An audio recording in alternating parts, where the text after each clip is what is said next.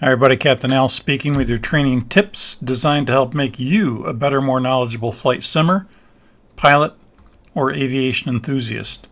Let's strap in and lower the HUD and see what is on the horizon for today. Our briefing today will cover the hydraulic system of the Boeing 747-400 and Boeing 747-8. Hydraulic power is provided by 4 independent hydraulic systems. They are systems 1, 2, 3, and 4. They are numbered by the engine that powers that particular system.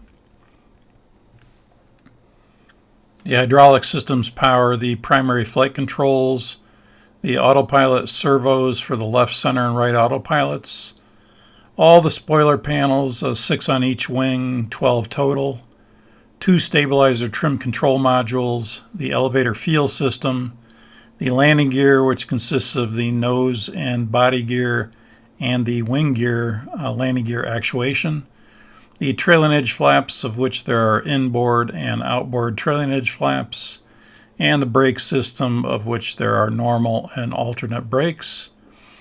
And the steering for the nose and for the body gear is provided by the hydraulic systems. And there is a ram air turbine on the Dash 8. Hydraulic system number 3 will power that ram air turbine. In the event there are 3 or more engines that fail, then a ram air turbine will come out automatically. That's located on the right inboard section of the wing and will power system 3 hydraulics in the event of a problem. There are 4 engine-driven hydraulic pumps, or commonly known as EDPs. There are either 1 or 2 auxiliary electric pumps. Some airplanes have just a number 4 aux pump, and other airplanes will have a system 4 and number 1 auxiliary electric pumps. And there also are 4 demand pumps, or DPs. System 1 and 4 are air-driven pumps, and System 2 and 3 are electric-driven demand pumps. System 1 and 4 are heavier, beefier demand pumps because they power the big-ticket items, the things that require increased hydraulic power, things like gear and flaps. And System 2 and 3 have less demand on those, so they have the smaller, less weight, electric-driven demand pumps. And they made these electric on the 400 to save weight. Demand pumps generally will come on when the demand is high. They're designed to supplement the engine-driven pumps as required to provide power to the using components.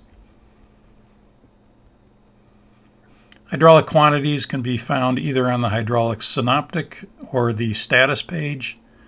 They are not expressed as a quantity like liters or gallons, but instead they're expressed as a percentage of the normal service level.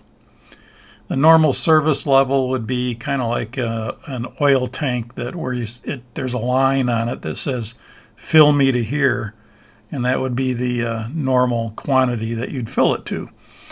And in our case, that would be 1.00. 1.00 would represent the normal service level, which is 100%. 0.96, if you saw that kind of quantity, it would be 96% of the normal service level. If you have a quantity of 1.05 or 1.06, doesn't mean it's overfilled. It simply means it's over the normal service level by 5 or 6%.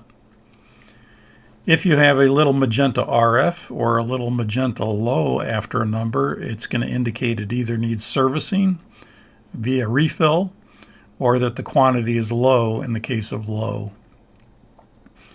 RF will come on at 0.75 or less quantity, and the low indication will come on at 0.34 or less. The hydraulic pressure that's provided to all the systems would be 3,000 psi. It is a 3,000 psi system. There are 4 hydraulic reservoirs, reservoir 1, 2, 3, and 4. They will house the hydraulic fluid. The fluid is pressurized by bleed air that prevents pump cavitation, and then the fluid from the reservoir goes to either the engine-driven pumps or the demand pumps, whether they be air-driven or electric-driven, and the auxiliary electric pumps on systems 1 and 4.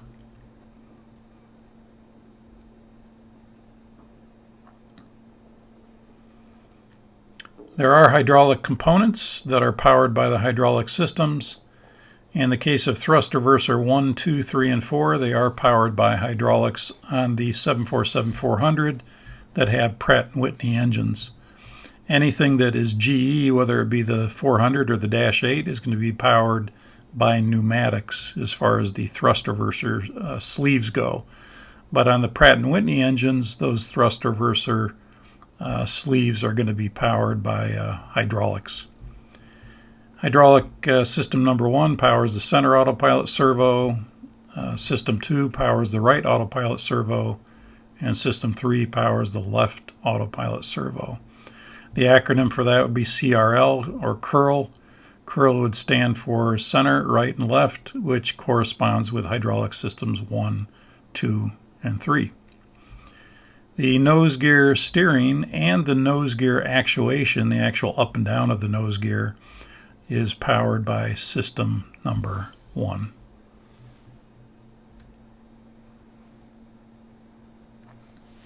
Body gear actuation is powered by system number 1. The spoiler system uses all hydraulic systems except number 1. Uses systems 2, 3, and 4. Spoilers 2, 3, 10, and 11 are powered by system number 2. Spoilers 1, 4, 9, and 12 are powered by system 3. Spoilers 5, 6, 7, and 8 are powered by system 4. You'll notice that hydraulic system 1 does not power any of the spoiler panels, of which there are 12, 6 on each wing. Wing gear actuation is provided by, and that again, that's the up-down for the wing gear, is powered by system number 4. All 4 hydraulic systems will power the inboard and outboard aileron system.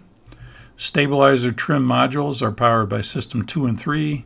The elevator field modules are powered by systems 2 and 3. The elevator system, all 4 sections of the elevator, are powered by all 4 hydraulic systems. Again, they use system 1, 2, 3, and 4. The upper rudder and the lower rudder also use all 4 systems, 1, 2, 3, and 4. The upper yaw damper is powered by system 3, the lower yaw damper is powered by system 2, but all 4 systems are used to power the upper and lower rudder. Normal brakes are powered by system 4, and the alternate brakes would be system 1, or if system 1 is not working, then it would automatically transfer to system 2.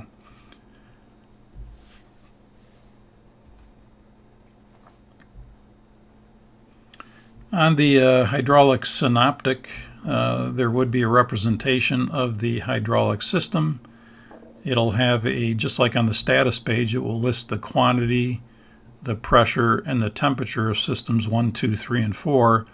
But unlike the status page, it gives you a visual representation of the hydraulic system from the standpoint that it has an indication of the reservoirs, the fluid level line of the reservoirs, the shutoff valve going to the engine-driven pump, and the auxiliary 1 and or auxiliary 4 electric pumps, and all 4 demand pumps are represented on this schematic. There will be flow lines that once the hydraulic system is powered, you'll see green flow lines representing hydraulic power. And in the Dash 8, you also have a representation of the systems that are not powered at this time, because this particular picture, all the demand pumps are off and the engines are not running and the aux pumps are off. So as a result, all these using components are not powered, and so there is a listing, just like we went over just with the slide before this. These are the same components that are powered by systems 1, 2, 3, and 4, so you can actually see what's not being powered. On the 747-400, I think there's some airplanes that might have this, but most of them do not. It's an option. And some of the later models may have this particular option, but most of the 400s I've seen do not have this representation. I've only seen it on the Dash 8. Again, you can see System 1 has the inboard trailing edge flaps, body gear, autopilot center, left outboard elevator, nose gear steering. And then you can see these systems by Systems 1 and 2 would be the left outboard aileron, upper rudder, left inboard aileron, and left inboard elevator, and so forth and so on. You can see the spoilers, panels, and the elevator field stab trim by Systems 2 and 3, and so forth. Once these hydraulic systems are powered, either by the aux pump or the engine-driven pump or the demand pump, once the system is powered, you'll see these messages disappear as the system does receive power.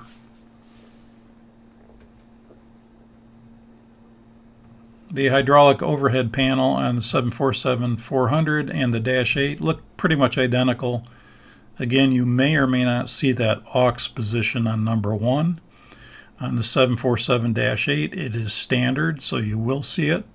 On some of the 747-400 freighters, you will have it. On some other freighters, you will not have it. On most of the passenger airplanes, you do not have it. So you may have it or you may not have it. System 4 aux pump you'll always have. You'll notice there are 4 system fault lights for Systems 1, 2, 3, and 4. There are 4 demand pump pressure lights for Systems 1, 2, 3, and 4. There are 4 rotary selectors that have 4 positions, aux, off, auto, and on. And then there's 2 alternate action switches that represent the engine-driven pumps for Systems 1, 2, 3, and 4. The system fault light would indicate low system pressure, low system quantity, or high fluid temperature. When engines are shut down and you're at the gate, it would be normal to see that system fault light because you have low system pressure. So that light would be illuminated. It would also be normal to see the demand pump pressure lights illuminated because the demand pump is in the off position when you're sitting at the gate with nothing powered, and the demand pump would not be producing pressure, so there would be a low pressure light illuminated. And if the engines are not running, it would be normal to see the engine-driven pump pressure lights because the engine is not spinning, and so the pressure light would be illuminated, indicating low pump pressure. The on indication indicates that the EDP is armed to operate. The shutoff valve is open as long as a fire switch is in, and it's basically ready to go when the engine starts turning, and the accessory gearbox would then provide power to the EDP, and the hydraulics would be provided by the engine-driven pump.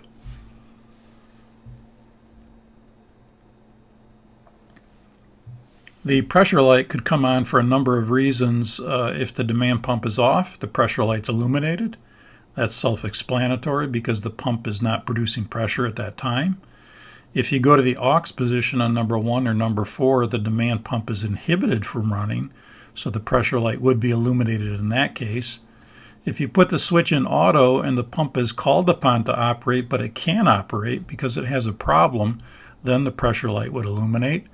Or if you turn the switch to on and you call for the pump to be on, but the pump has a problem and it doesn't operate, then the pressure light would also be illuminated in that case.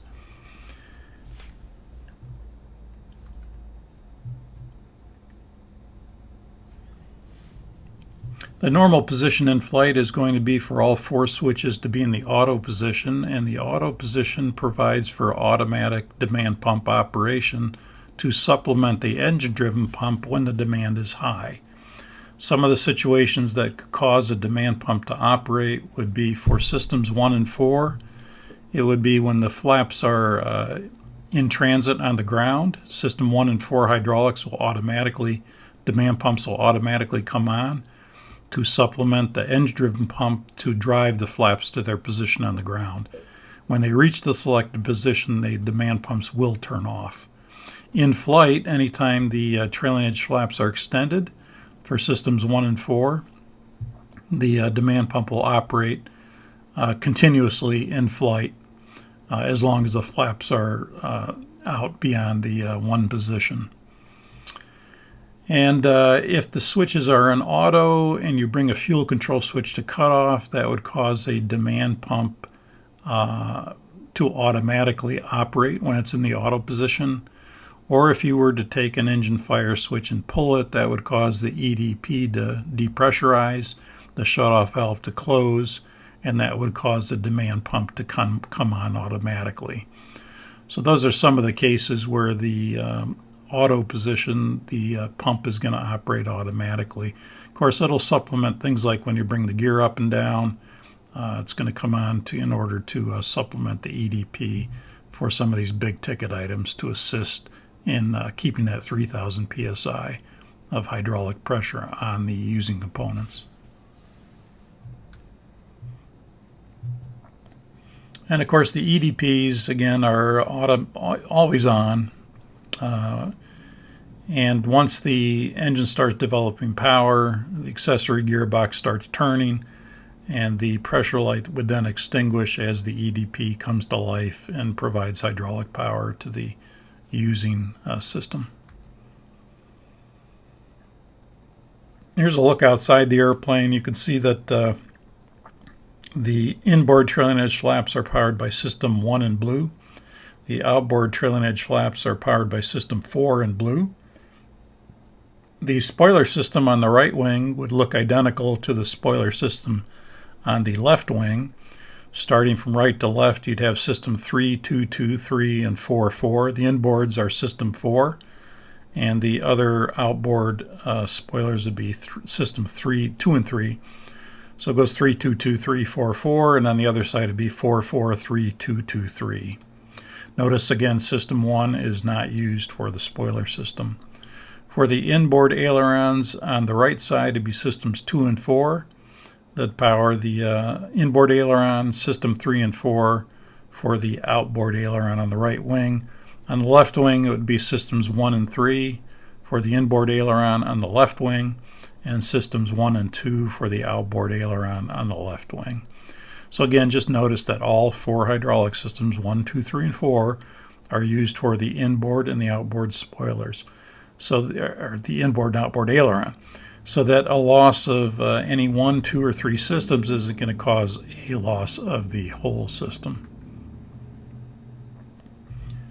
Going along with the primary flight controls, not only ailerons are primary, but rudder is primary. And again, you can see that all 4 hydraulic systems are used for the rudder as well. You've got Systems 1, 2, 3, and 4 used for the upper and the lower rudder. Systems 1 and 3 for the upper rudder, Systems 2 and 4 for the lower rudder. The upper yaw damper is System 2, and the lower yaw damper is System the upper yaw damper is System 3, and the lower yaw damper is System 2. And on the leading edge for the inboard and the midspan, the outboard leading edge flaps, these are pneumatically powered.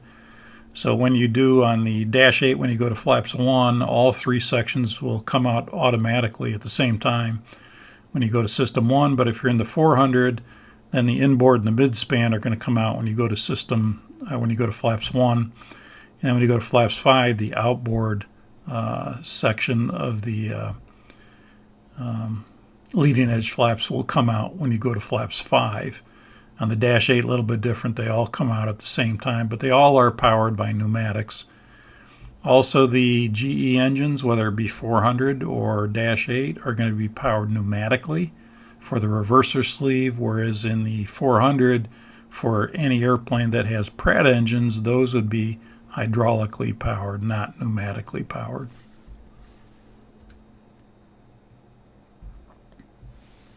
The nose and body gear steering and the nose and body gear actuation are powered by System number 1.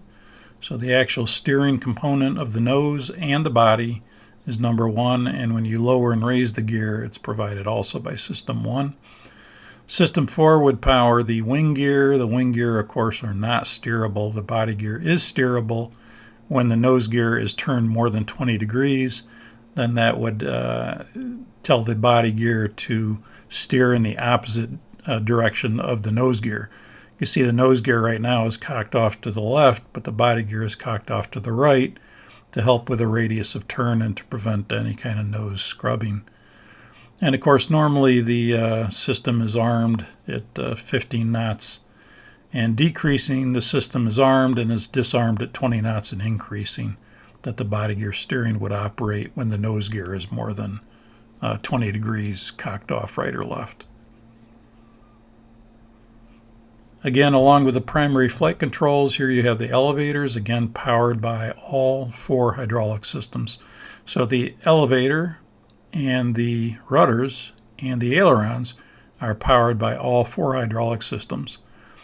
The left outboard elevator is system 1, the left inboard elevator system 1 and 2, the right inboard elevator system 3 and 4, and the right outboard elevator is system 4. Yeah, let's head over to the virtual simulator and take a look at some of this in practice. Okay, we're in the virtual simulator now, and we're looking at the overhead panel, specifically the lower left of the overhead panel, which has the hydraulic portion of it. Just above that is the secondary ICAS indication that is on the status page currently. One of the things we check when we do the preliminary pre-flight procedures, we check the status page to make sure there's no status messages, and also that the hydraulic quantity is sufficient for the flight. We're making sure that the quantity is above 0.75 or less. If it were less than that, you would see the magenta RF indication next to the hydraulic quantity. In this case, you can see we've got system 1 is 1.08, system 2 0.95, system 3 0.99, system 4 1.08. And that would all indicate that the reservoir is sufficiently serviced. Again, 1.08 would not mean that it's overfilled. It would just mean that it's over the normal service level. 0.95 is below the service level, the normal service level. 1.00 being the service level, or 100%. Hydraulic pressures and temperatures are also shown here on the status page, as well as the synoptic indication. On the hydraulic panel, all the demand pumps are off, all the engine-driven pumps are on, the pressure lights are all illuminated because the engines are not turning at this point, they're not running, and so the engine-driven pump cannot be powered until the engine is running and the N2 accessory gearbox is working to turn the engine-driven pump and operate it. The demand pumps are all off, so you'd expect to see 4 pressure lights for the demand pump pressure lights because the pump is at a low pressure situation right now. And then the system fault lights are all illuminated because we have low system pressure. Again, these come on with low system pressure, low quantity, and high fluid temperature. So in this case, we have low pressure. So you'll notice when you check the hydraulic panel that the demand pump switches are off, the engine-driven pump switches are on, and there are all lights displayed. Let's switch to the hydraulic synoptic now from the status page, and we'll look at the hydraulic synoptic. We are in the Dash 8, and so the hydraulic synoptic will look slightly different on the 747-400. You won't have this indication, this top indication right here, which would list all the inoperative components right now because all 4 hydraulic systems are shut down at this point. And this is displaying what's not powered on each system, 1, 2, 3, and 4. And then where you see the little blue lines, this would be system 2 and 3, and system 1 and 4, or system 1 and 2, the specific components that are associated with that hydraulic system. The synoptic will show a schematic representation of the hydraulic system, and here's the same thing that we saw on the status page for systems 1, 2, 3, and 4. We have hydraulic quantity, we have hydraulic pressure, we have hydraulic temperature. But now, of course, we have a representation of the reservoirs. You can see the green line would signify where the reservoir is filled to. Remember, in the case here it's 1.08, so you can see it's more full than the 0.95 here of system number 2. And then, of course, because there are no pumps operating at this time, no auxiliary pumps, no demand pumps, no engine-driven pumps, there is no flow lines being displayed to power these particular using components. Again, the reservoirs are pressurized by bleed air. The bleed air is used to prevent, I think I said in the tutorial, to prevent pump cavitation. That might be partially true, but it's actually more for to prevent foaming of the hydraulic fluid. And then, of course, you'll see that there is a standpipe level in the hydraulic reservoirs, and the fluid, when a pump is activated, would flow from the reservoir through the pump to the using components. Again, this would represent the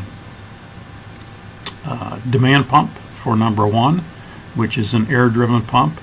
This would represent the auxiliary electric pump for number 1, because we are in the Dash 8, and that's standard in the Dash 8. Again, this is the pump that you may not find on other airplanes, like the 400 freighter or passenger version. Some 400 freighters will have the aux pump for number 1 as well.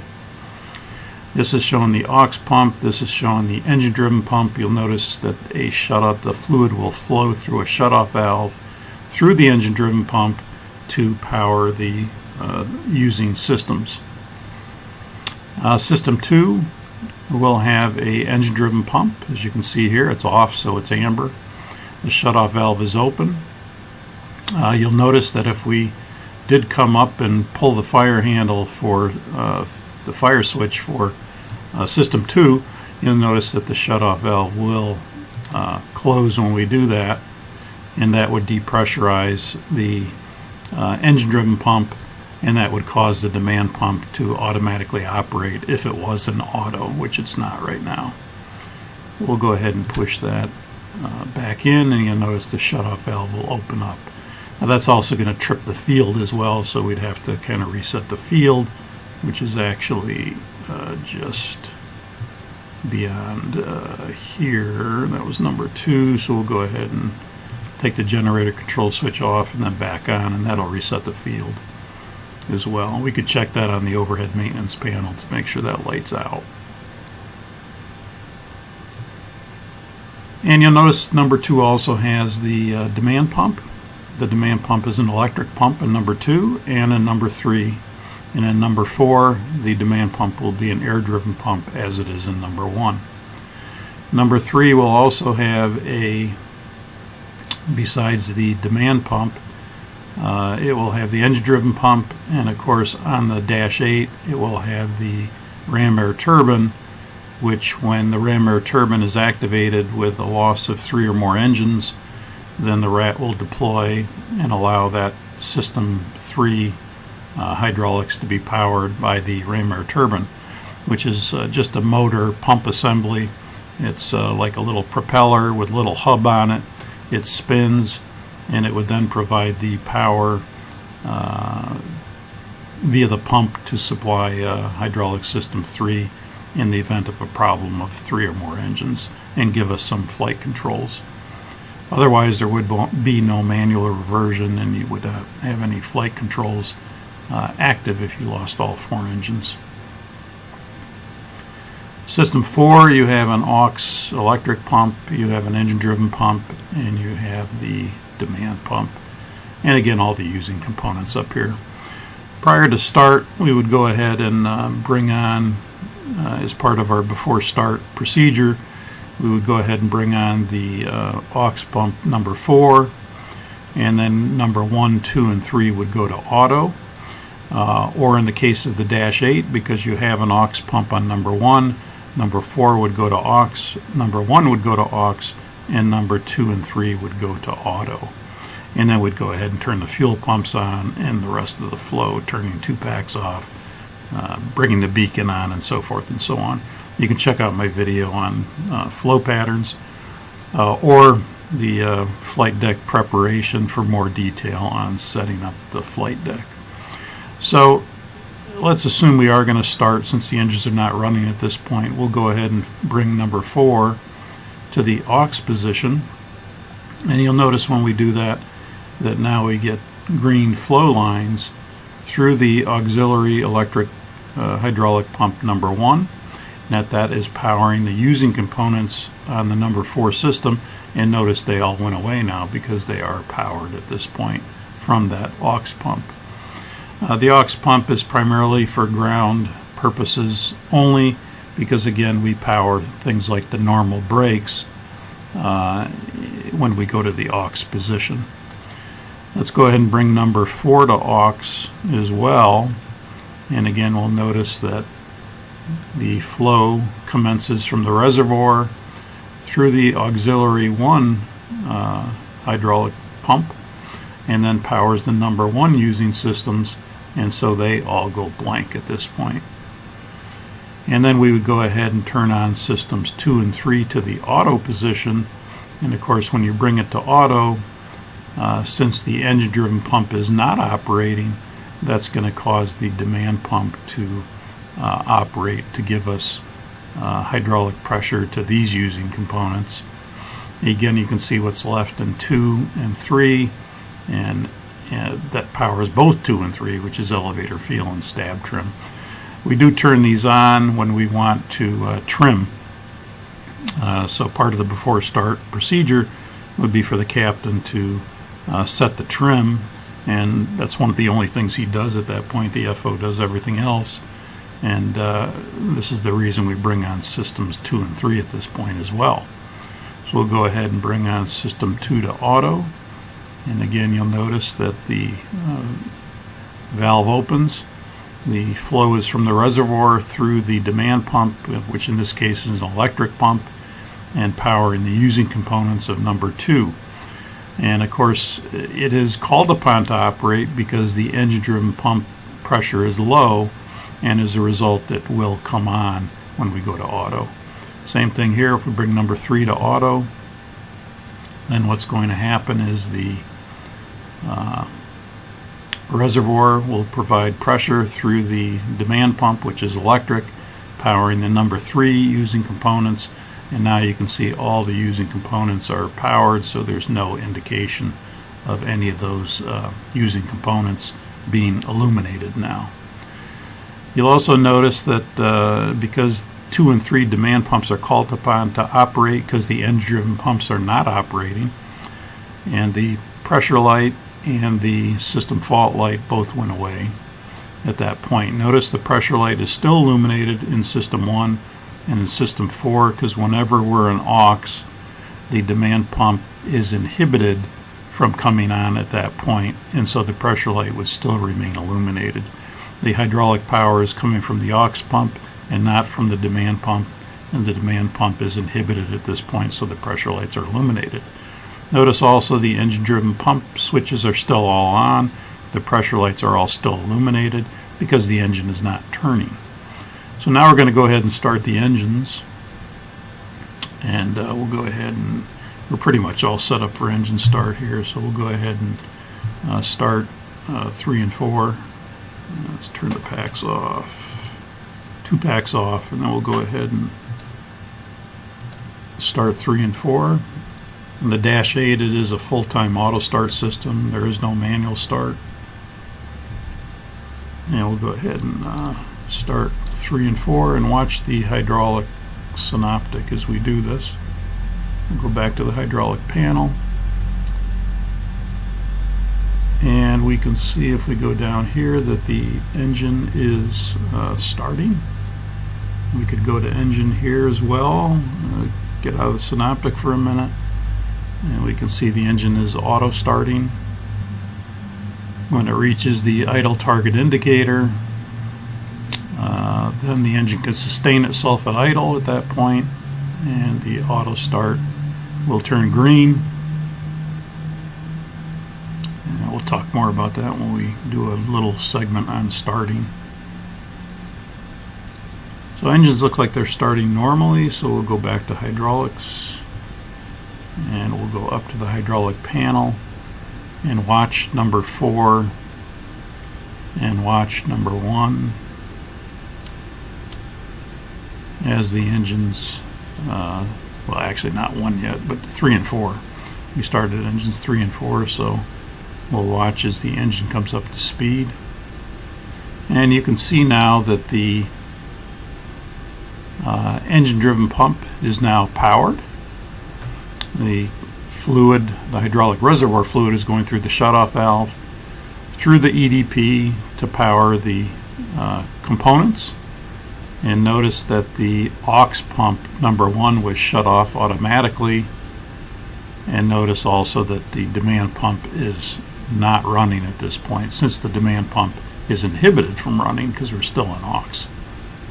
Notice on system 3 now that the demand pump, which is in auto, was shut down basically. It's armed to operate, that's why it's in blue. The fluid is going through from the reservoir, through the shutoff valve, through the engine-driven pump to the using components.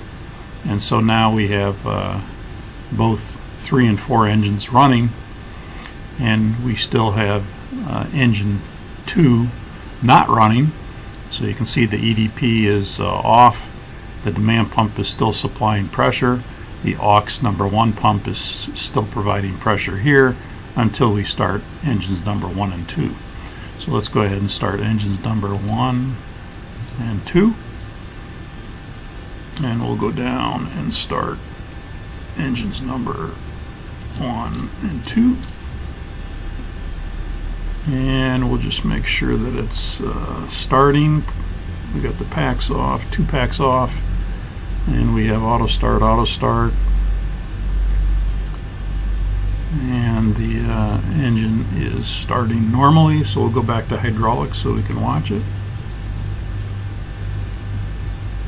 And notice once the engine starts to turn, that's all it takes for the accessory gearbox to power the engine-driven pump, which took over already. It just doesn't take long before the engine turns and the EDP is powered, and it supplies pressure to the using components. The auto system was shut down. It's still armed to operate. It's standing by if it needs to, due to high demand. Or if the EDP were to fail, then the auto system would take over. Notice in number 1, the aux electric pump was shut down, but it is standing by if it's needed on the ground. And the hydraulic fluid flows through the shutoff valve, through the EDP to the using components. Notice that demand pump number 1 is off and demand pump number 4 is off at this time. Again, because these are an aux and they're inhibited from running at this point. So now we'd go ahead with our before taxi procedure, and we'd go ahead and do some things like turn the APU off and turn the demand pumps on. So we'll do part of this flow. We'll turn the APU off, and we'll turn number 1 to auto and number 4 to auto, and then we'd go with the rest of the flow, which we're not going to do. And we'll maybe turn the packs on. So now you can see that when we brought number 1 to auto, nothing really happened here because the demand pump is standing by now, but you'll notice the pressure light is extinguished and the pressure light is extinguished on number 4. But the demand pump is not operating because the EDP can handle the load just fine at this point. Now, again, we said when we're in auto, when does the EDP, or when does the demand pumps, when do the demand pumps actually operate? And there's a couple different scenarios where a demand pump will come on when it's in auto. We said that one of the things that would cause it to come on would be if we pull the fire switch. If we pull the fire switch, the shutoff valve is going to close like we saw earlier. The EDP is going to depressurize, and the demand pump would come on automatically to provide pressure to the using components, since the EDP can't do it anymore. Another thing that would cause it is if you bring a fuel control switch to cutoff right now, then that would cause the demand pump to come on when it's an auto. That's kind of a hardwired thing. Fuel control switch to cutoff, demand pump would operate. Obviously, if the EDP can't handle the load for some reason and it needs some supplemental help, then it will call upon the demand pump to operate. So in auto, it will operate when the EDP pressure gets low and requires the use of some assistance from the demand pump. For system 1 and 4, it'll come out when the flaps are out of up on the ground. When the flaps are in transit, they'll go ahead and systems 1 and 4 will operate automatically at that point until the flaps reach the selected position. When they reach the selected position, the demand pumps 1 and 4 would turn off. If you're in the air, once you're past, remember flaps 1 would be a pneumatic for the leading edge flaps, and then flaps 5 would be hydraulic operation of the trailing edge flaps.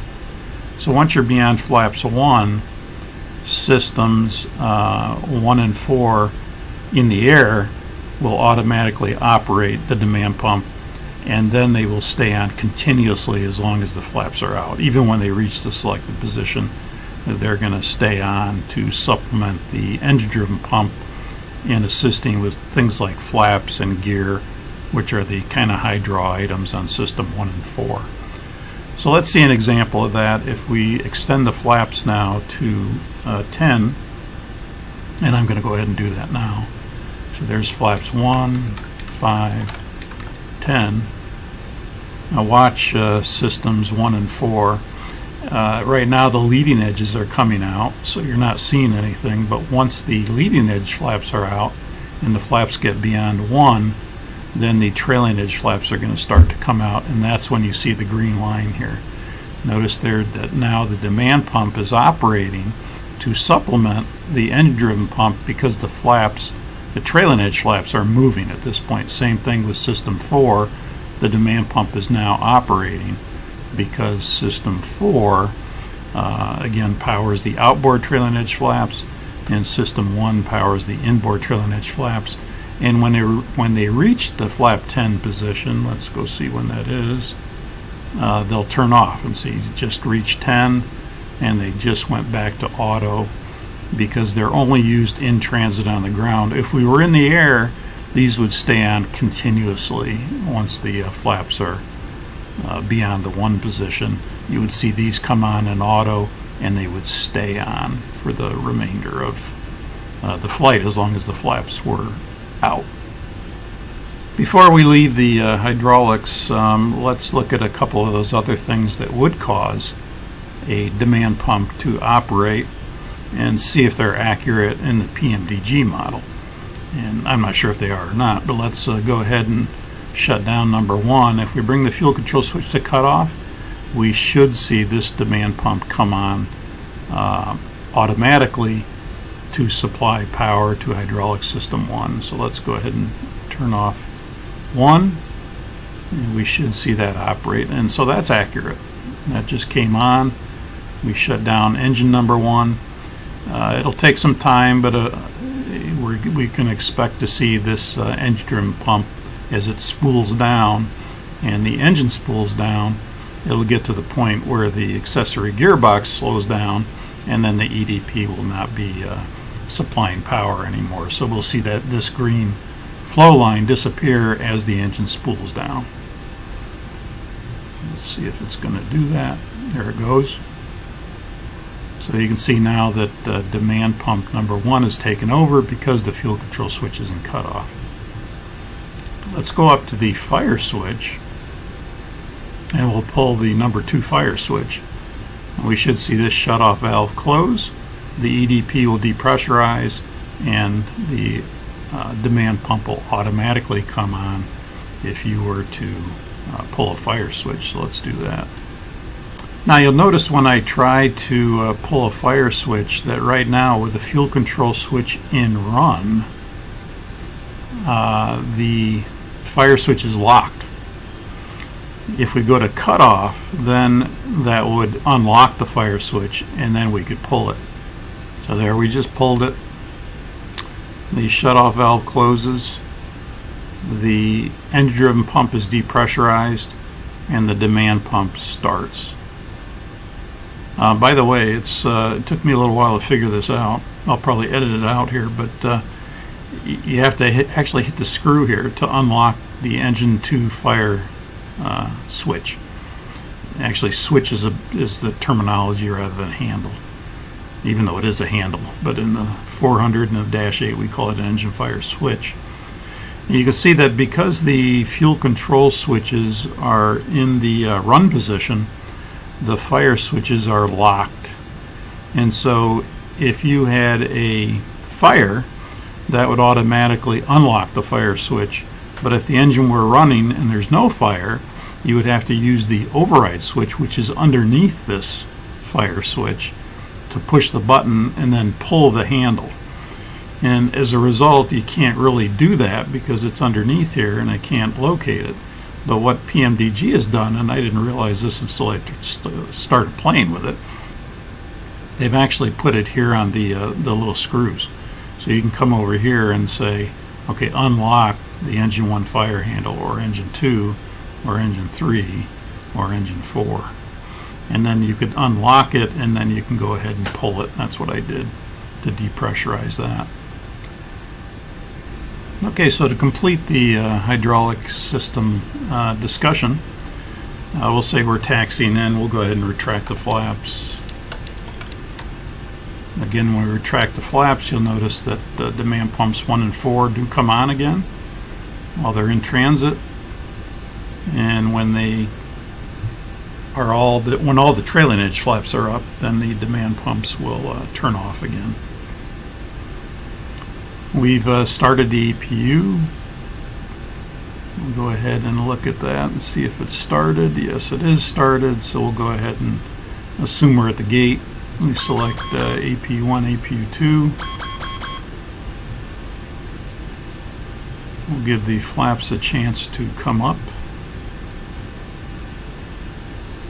And you'll notice that once they were past the 5 position, and 1 again are pneumatics, flaps 1 and up would be off the pneumatics, so demand pumps 1 and 4 now shut off again, went back to automatic. And the flaps are up at this point. So let's go upstairs and we'll do our shutdown procedure, which will be to bring number 4 to aux and number 1, 2, and 3 to auto, or to off. Notice we don't use aux number 1 for the shutdown. We just want aux for number 4, and number 1, 2, and 3 go to off. And again, this is mainly for the normal brake system at that point. Notice again now that because the engines are running, number 4 is kind of standing by to operate. And when we shut down the engine, then it will take over the system. When we shut down the engine of 3, 2, and 1, and then once they spool down, the EDP would depressurize. And of course, because the switches are off, we're going to start to see the messages come back on for the inoperative components. So let's go down now. We've selected EPU power. We've selected number 4 to aux, number 1, 2, 3 to off. We'll go ahead and shut them down.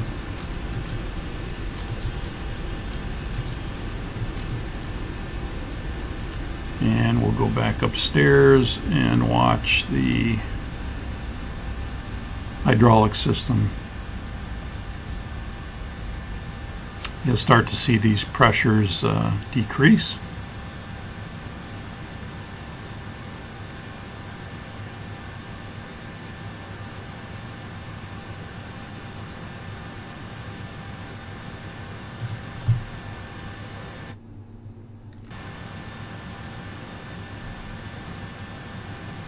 And there they go.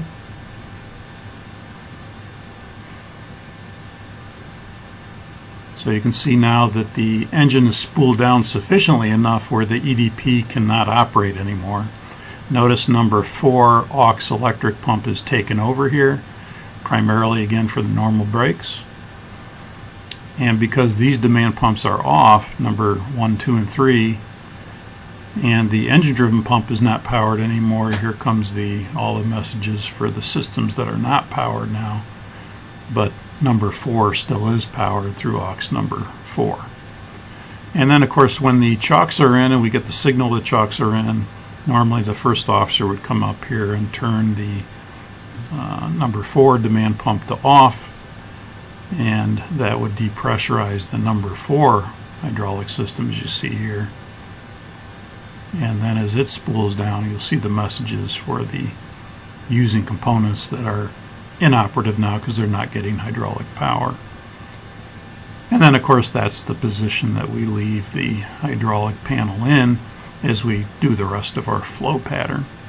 Again, you can see flow patterns or flight deck preparation for more detail on all of the systems and how we operate them. Anyhow, that's it for hydraulics, and thanks for watching. Okay, let's lower the HUD and go flying. Until our next briefing, keep the blue side up. Captain Al, out.